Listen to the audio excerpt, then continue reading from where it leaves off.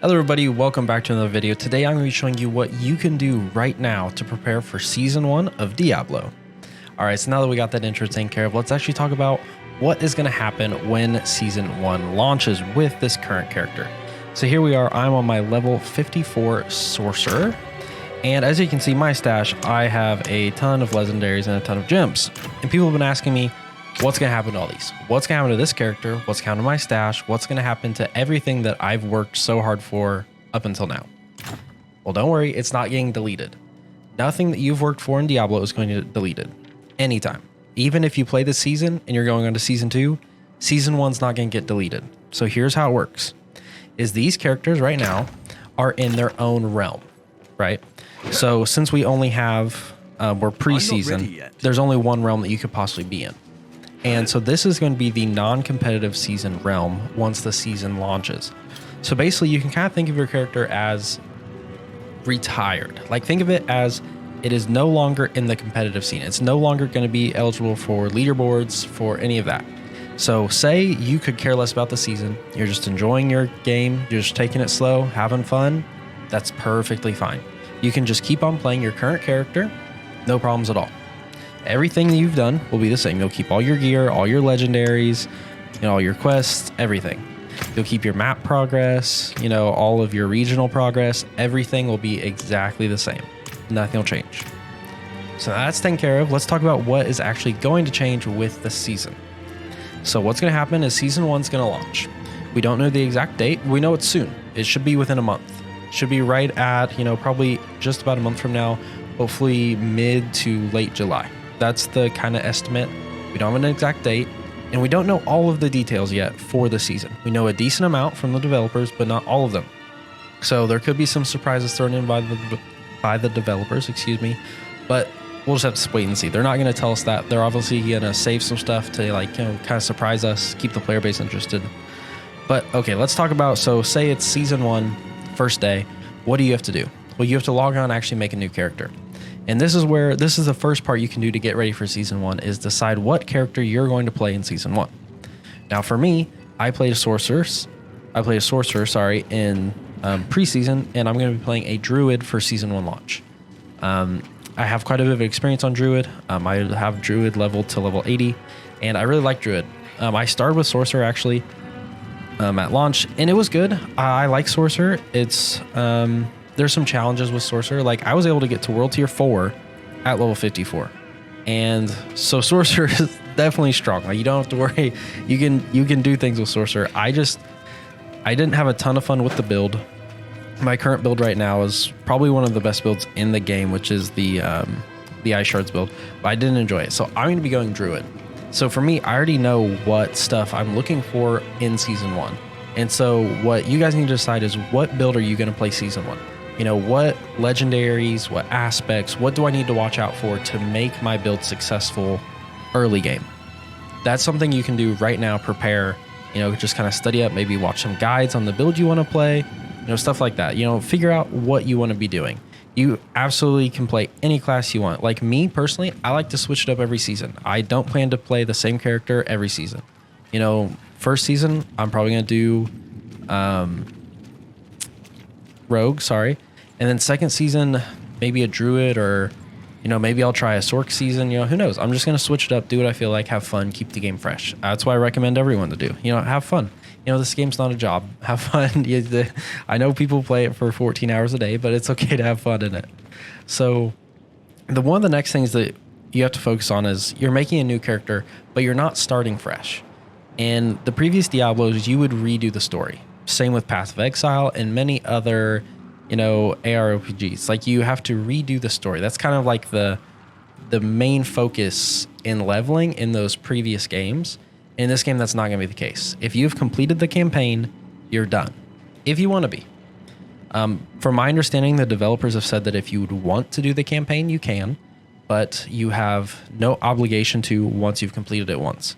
So say you don't want to do the campaign and you just want to beat it, I would highly recommend you beating it in the next month before Season 1. That way it's done, it's out of the way, and you can just focus on the new seasonal mechanic when it comes out and getting to the seasonal end game and trying all that out.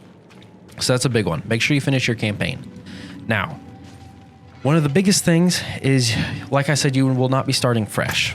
So when you make a new character, you will have a lot of the renown carries over. So for instance, right now, if I were to go make a character at level 1, I would get 2 skill points from every zone. I would have 10 extra skill points starting out for free because I've already done the regional progress to level 3 on all 3 zones. Now something else carries over is all of these carry over. I think that most of these carry over to the new character. Altars of Lilith always carry over. Side quests and strongholds carry over. And waypoints, some of the waypoints carry over. Now, in the new season, it's going to be a little bit different. So when season 1 launches, your Altars of Lilith will stay. So that's going to be the first thing I recommend that all of you guys do is go get your Altars of Lilith. Because when you'll get 340 points for Skull's Glen, 310 points for Kajestan, 34 points for Hweiser, 330 points for Dry Steeps, and 280 points for Fractured Peaks off the bat. So all of these are going to be reset. They'll be back at 0, and you'll have to work through the renown again. But you'll already have these Altars of Lilith, so you'll be very close to getting the first one in all, 5 zones right off the bat. Now, there's going to be a couple other things that carry over. Waypoints, but not all waypoints. So as most of you probably know, there are central cities. They're a little bit different. They're the ones that carry every service in the game. Like if you go to a smaller city, they have some services, but not all of them. But the major cities will stay if you have them.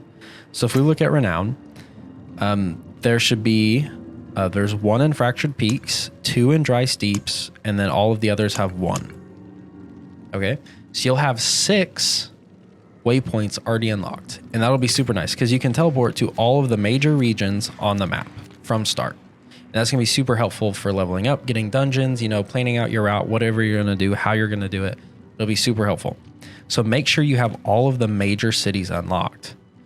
I would honestly recommend, at this point, you don't have to do your renown necessarily. So like, I'm in World Tier 4. So like, say I could go and finish my Fractured Peaks one. I get my Paragon points. But these Paragon points are not going to carry over in Season 1. I want to make that clear. They will not carry over. The only things that carry over, Altars of Lilith and main waypoints. That's it. You'll have to rediscover. You'll have to redo the side dungeons, the strongholds will reset, and the side quests will reset. All of them. So if you think running Season 1, you're going to have all that done, you won't. Because if that was done, we would have no way to level. We need these to level, and that's going to be how we level. And so I just want to make it very clear, get your Altars of Lilith. Go around the map, find, a map. I can even link Map Genie, I'll link in the description. That's what I use to find all my Altars of Lilith. It makes it super simple. That's going to be the number one thing you do to prepare, is get your Altars of Lilith. Because if you do, when we go to our character, you can see your basic stats, your strength, intelligence, willpower, dexterity. If you have all your Altars of Lilith, you'll have 65 base in all of them. On a level 1 character, 65, that's huge. It's going to give you a huge bonus at the start. It's going to make you extremely strong even at level 1 and make it much, much, much easier to power through the levels. Now, if you're really thinking about doing the leaderboards, then you need this, honestly. If you don't have this done before leaderboards, you will not make it to leaderboards. You will not be, in top 50, top 20, whatever your goal is, what you're trying to do. And I do want to touch on leaderboards real quickly. So in Diablo, leaderboards are class-based. So I see a lot of people saying, what is the meta class? What do I have to play for Season 1? You don't have to play the meta class. If you don't want to play the meta class, don't play it. If you want to play the meta class, be super strong, be, the top class, do it. Have fun. But you will not be competing against other classes for the leaderboards. Say you want to play Druid, you're competing against other Druids to get to level 100. Same with Sorcerer, same with, all of them. All of them are inter-class only. So you'll only be competing against other people of the same class. So you don't have to worry about, oh, I'm on Sorcerer, it's not as strong as, a Whirlwind Barb, I'm going to lose. You don't have to worry about it. You're not competing against them. You don't have to worry about it. So just keep that in mind. Don't be pressured to play the meta class. Just have fun, have a good time. Now, these are what I would highly recommend you do to, be prepared. Pick your class, get your Altars of Lilith, and make sure you get all of the waypoints. That is all you can do right now to prepare. That's it. It's not a ton. Getting your Altars of Lilith will take, on average, should take you around 15 hours, maybe, to get all of them, depending on how fast you are. Definitely make sure you have a horse. Don't be running around on foot. Stay you're really still early in the game. Get to the point where you get your horse in the campaign, and then go get your Altars of Lilith. Don't do it beforehand. So get your Altars of Lilith, get your main waypoints, and figure out what class you're going to play, and get kind of an idea of, what are you going to do on launch? Are you going to dungeon spam? Are you going to side quests? Are you going to renown grind? How are you going to do it? Maybe find a couple of friends. If you can find friends and you can do a dungeon spam together, that's a great way to start off, and leveling up and doing it. That's most likely what I'll be doing, as that is right now the fastest way. Obviously, we don't know the league mechanic yet, so it could throw a wrench in our plans here for that. But as more stuff comes out for season 1, I'll definitely keep you guys updated.